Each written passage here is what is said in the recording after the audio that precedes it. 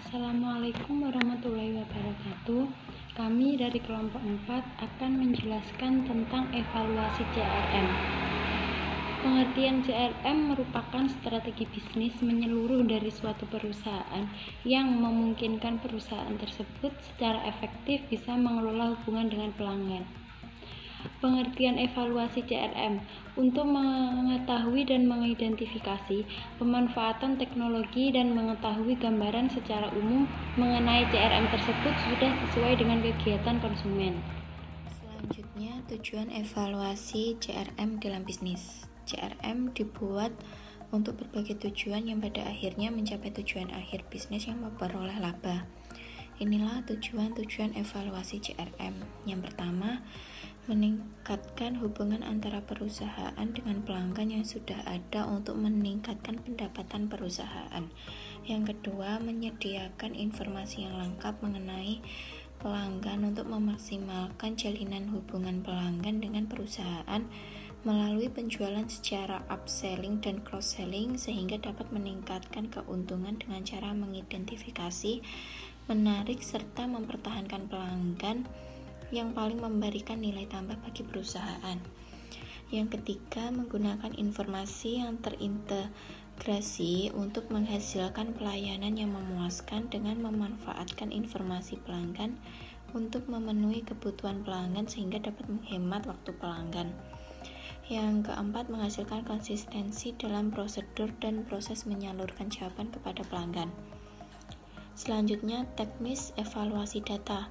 Teknis evaluasi digolongkan menjadi dua, yaitu teknis tes dan teknis non-tes.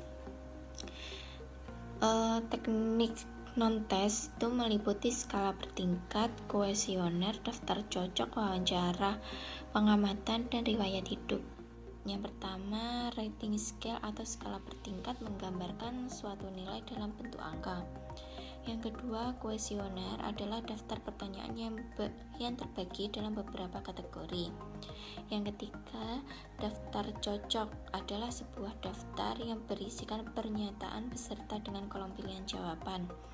Yang keempat, wawancara. Wawancara adalah suatu cara yang dilakukan secara lisan yang berisikan pertanyaan-pertanyaan yang dalam dua kategori, yaitu yang pertama, wawancara bebas atau si penjawab atau responden diperkenankan untuk memberikan jawaban secara bebas dengan yang ia ketahui tanpa diberikan batasan oleh pewawancara. Sedangkan yang kedua adalah wawancara terpimpin, di mana pewawancara telah menyusun pertanyaan-pertanyaan terlebih dahulu yang bertujuan untuk menggiring penjawab pada informasi-informasi yang diperlukan saja. Yang kelima, pengamatan atau observasi adalah suatu teknik yang dilakukan dengan mengamati dan mencatat secara sistematik apa yang tampak dan terlihat sebenarnya. Pengamatan atau observasi ini terdiri dari 3 macam, yaitu yang pertama, observasi partisipan, yaitu pengamat terlibat dalam kegiatan kelompok yang diamati. Yang kedua, observasi sistematik, yaitu pengamat tidak terlibat dalam kelompok yang diamati. Pengamat telah membuat list faktor-faktor yang telah diprediksi sebagai memberikan pengaruh terhadap sistem yang terdapat dalam objek pengamatan. Untuk yang terakhir adalah riwayat hidup. Riwayat hidup ini adalah evaluasi yang dilakukan dengan mengumpulkan data dan informasi mengenai objek evaluasi sepanjang riwayat hidup objek evaluasi tersebut. Untuk yang kedua adalah teknik tes. Teknik tes ini dalam evaluasi pendidikan terdapat 3 macam tes, yaitu yang pertama tes diagnostik, yang kedua tes formatif, dan yang terakhir adalah tes sumatif. Materi selanjutnya adalah model evaluasi Customer Relationship Management atau biasa disebut dengan CRM. Model evaluasi ini adalah proses berulang yang menilai efektivitas dari CRM. Seperti yang ditunjukkan pada gambar 1, langkah pertama adalah menentukan tujuan dari CRM. Setelah tujuan ditentukan, maka langkah kedua adalah menetapkan strategi CRM. Tujuannya untuk mencari tahu faktor-faktor strategis yang utama. Setelah mengetahui faktor-faktor strategis yang utama, langkah selanjutnya adalah menemukan hubungan timbal balik antara aktivitas CRM dan tujuan bisnis. Dengan menganalisis hubungan ini, dapat dipelajari apa yang harus dilakukan untuk mencapai hasil yang lebih baik dan perspektif apa yang penting untuk mencapai hasil.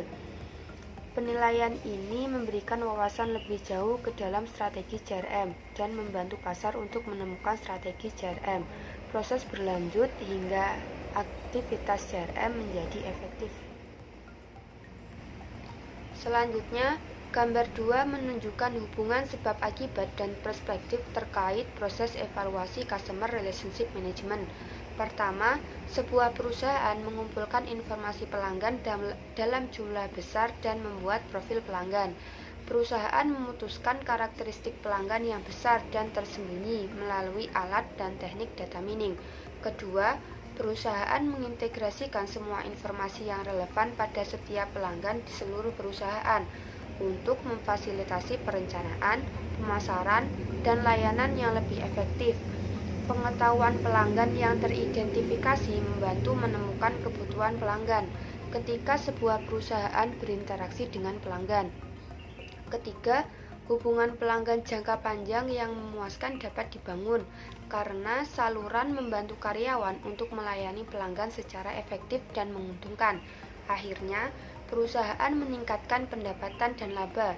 Biasanya nilai bisnis dapat ditambahkan dengan meningkatkan citra merek, membangun hubungan pelanggan, meningkatkan hubungan masyarakat, dan menghasilkan arahan penjualan. Dimana dalam hasil evaluasi CRM di sini atau Customer Relationship Management berfokus pada merawat hubungan pelanggan, membangun dan mengelola hubungan antara perusahaan atau organisasi dan stakeholder. Dimana CRM membutuhkan penyusunan seluruh perusahaan strategi bisnis termasuk semua penjualan dan seluruh komunikasi untuk pemeliharaan sistematis hubungan pelanggan. Fokusnya dalam evaluasi CRM di sini yaitu berorientasi terhadap pelanggan dan nilai yang tinggi yang dikaitkan dengan kegunaan pelanggan.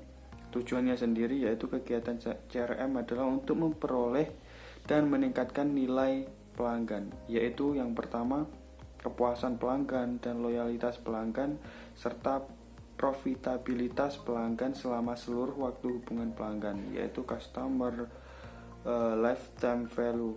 Seperti gambar 8.1 yaitu mayoriti fakta bahwa CRM dikembangkan dari proses kontrol dari proses manajemen berbeda dengan manajemen mutu klasik keseluruhan. Di sini penekanannya ditempatkan pada proses pelanggan dan bukan produksi dan proses penjualan.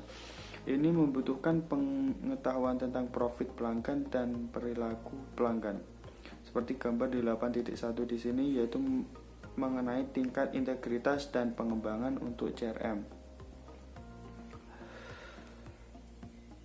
Sedangkan selama liberalisasi dan globalisasi pasar yang berada di era zaman sekarang, yaitu selama beberapa tahun terakhir telah diamati bahwa pelanggan berperilaku lebih individual dan loyalitas pelanggan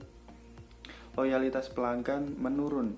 Di pasar global sendiri, diferensial kompetitif produk dan layanan sendiri adalah pendekatan yang tidak lagi menjanjikan. Perusahaan dan organisasi menyadari perubahan dalam situasi pasar dan sengaja menyelaraskan rantai nilai mereka terhadap pelanggan penjualan. Jadi cukup seperti itu mungkin evaluasi dan sebab akibat mengenai perspektif terkait dengan proses evaluasi CRM. Cukup sekian presentasi dari kelompok kami, kurang lebihnya kami mohon maaf. Wassalamualaikum warahmatullahi wabarakatuh.